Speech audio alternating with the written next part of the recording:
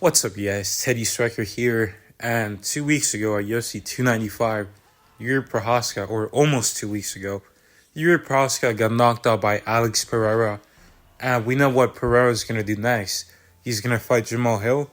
And Jamal Hill is going to be good to come back by May, June, maybe July, somewhere around there.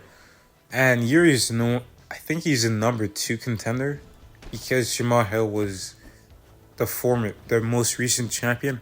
So yeah, I think Yuri's a number 2 contender. And there's a few light heavyweight matchups that I think Jiri Prochazka is going to want to keep his eye on in January.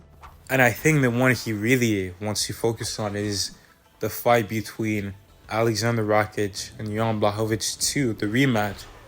Both guys are coming off a loss, so it's not a number 1 contenders fight. So yeah, Jiri hasn't fought either of them before too, so I think he should fight the winner of that fight.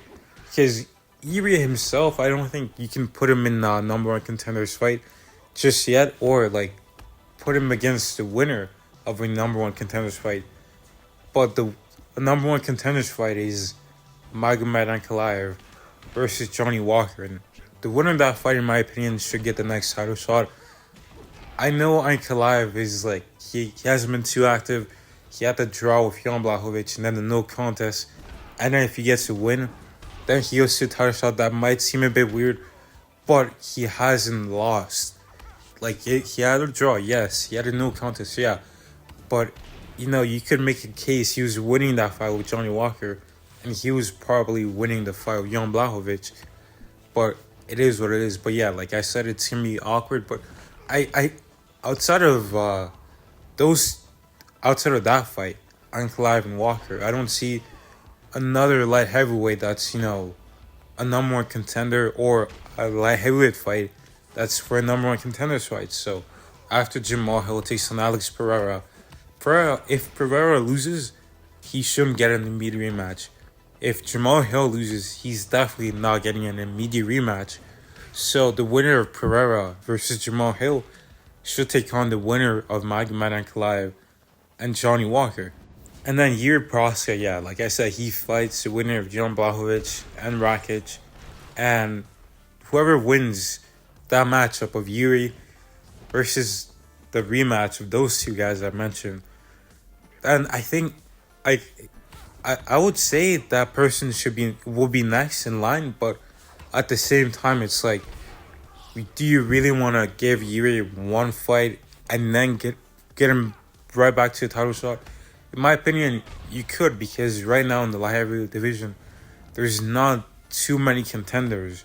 Or, actually, no, never mind. I have a better idea. So, Jiri Prochazka takes on the winner of Jan Blachowicz versus Alexander Rakic, and the winner of that fight takes on the loser of Johnny Walker and Magomed Ankalaev. Because if it's Magomed Ankalaev, the guy was, he was in the top 3 for a long time, or the top 4. But if it's Johnny Walker, you got a fresh matchup. You got a guy who's coming off a loss, but he's still in the top 5. He had a no contest with Ankalaev.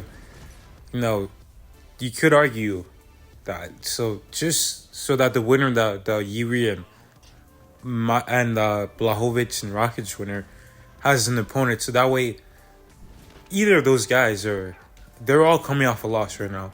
So that could push them to 2 fights. Although the winner of Rakic and Blachowicz is already going to be coming off a win. But then if they beat Jiri, that's 2 wins. So I would say just push them back to the title. Push them straight to the title. But if it's Jiri, have him fight the winner of Blachowicz and Rakic, and then the loser of Ankalaev versus Johnny Walker, and then get him back to the title shot. But let me know what you guys think about this. It's a bit like of a tongue twister and kind of confusing, but Jiri should fight the winner of Jan Blachowicz versus Alexander Rakic, and then the loser of Ankalaev and Walker.